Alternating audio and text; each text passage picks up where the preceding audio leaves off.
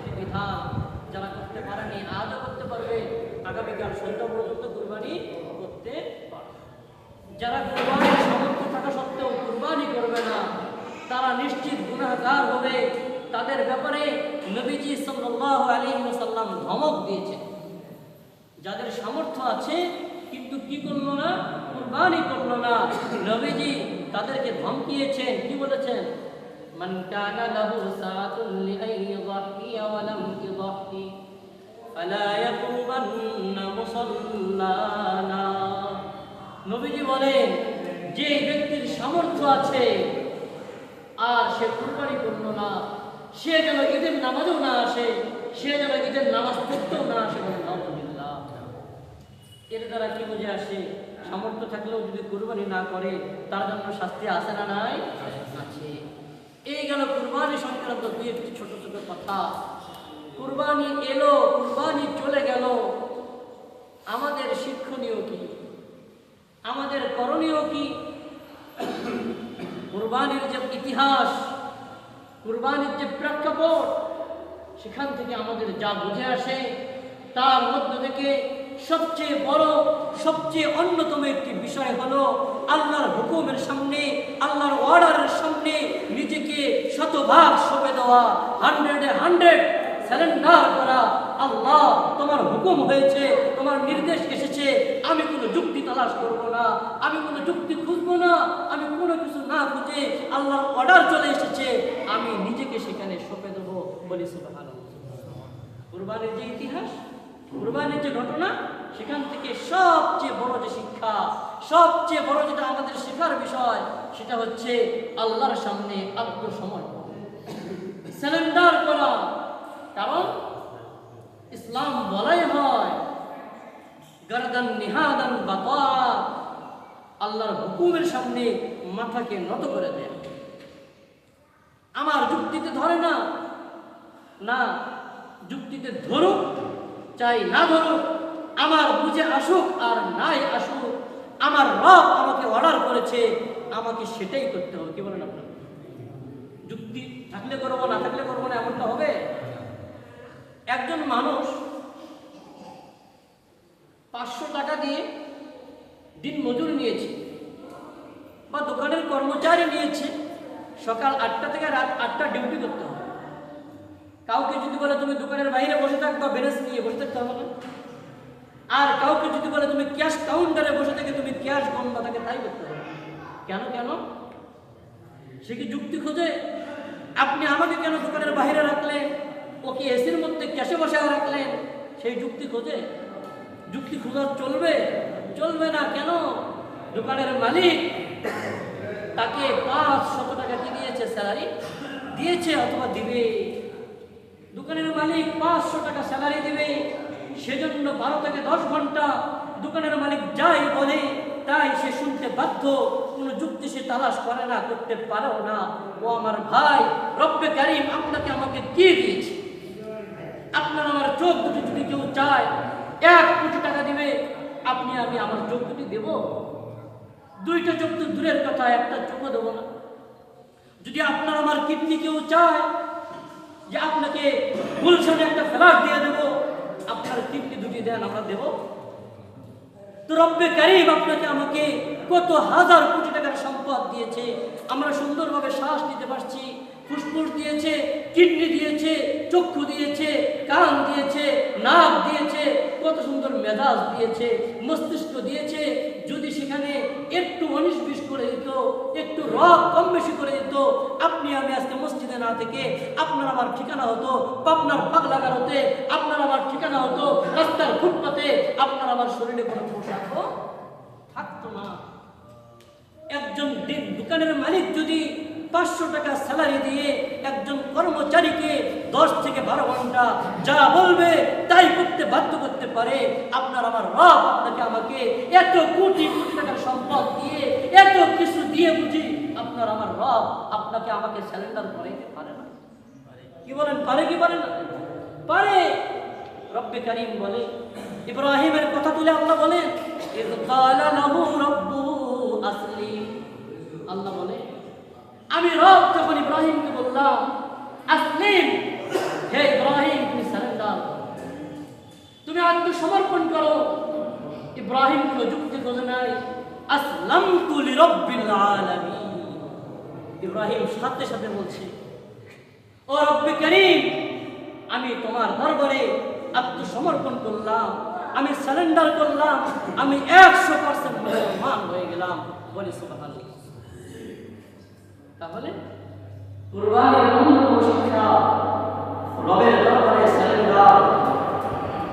কোনো যুক্তি খুঁজতে যাওয়া যাবে না, যুক্তিতে মুক্তি, যুক্তিতে গেলে মুক্তি কথা লম্বা হয়ে যাবে। তাহলে কুরবানির শিক্ষা হয় আত্মসমর্পণ করে দেওয়া। ইসমাঈল আলাইহিস সালাম যখন তার বাবা বলেছে, বাবা আল্লাহ তো আমাকে নির্দেশ দিয়েছে জবাই করার, স্বপ্নে দেখে জবাই করছে। ইসমাঈল কি কোনো যুক্তি তালাশ করেছে? কোনো যুক্তি তালাশ করেছে?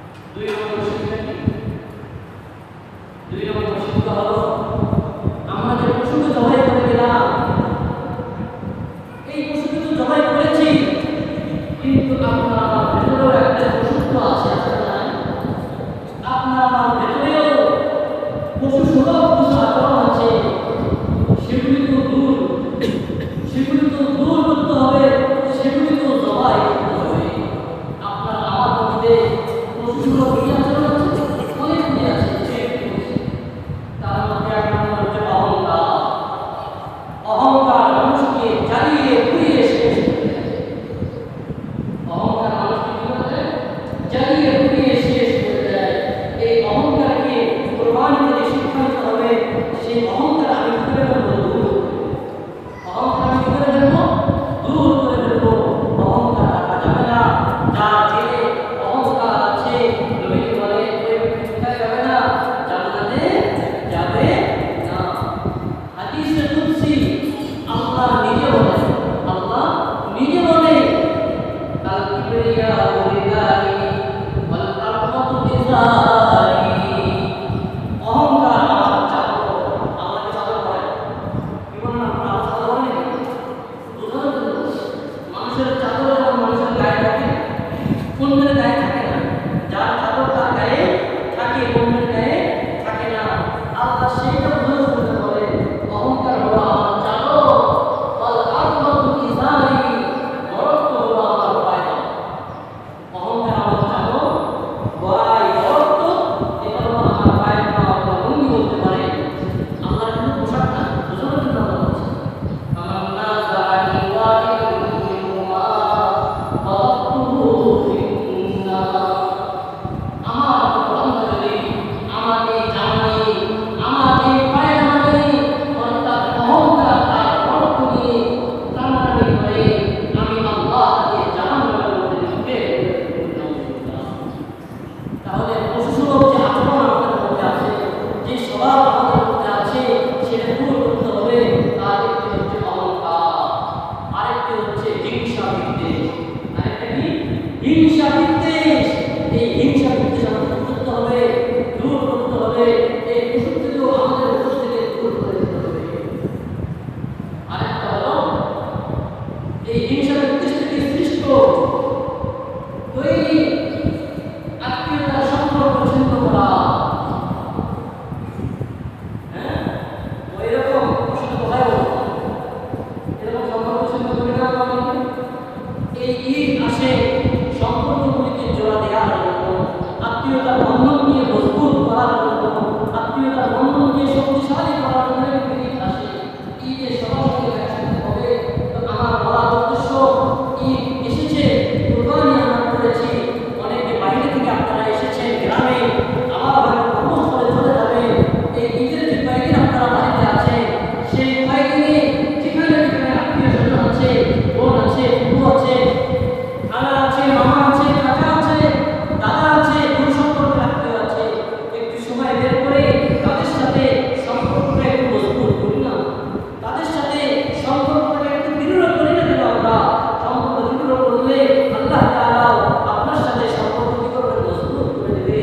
আর যারা সম্পর্ক দৃঢ় না করে, সম্পর্ক জোড়া লাগায় না, সম্পর্ক ছিন্ন করে, নবীজি বলে ওই লোকগুলি জান্নাতে যাবে না।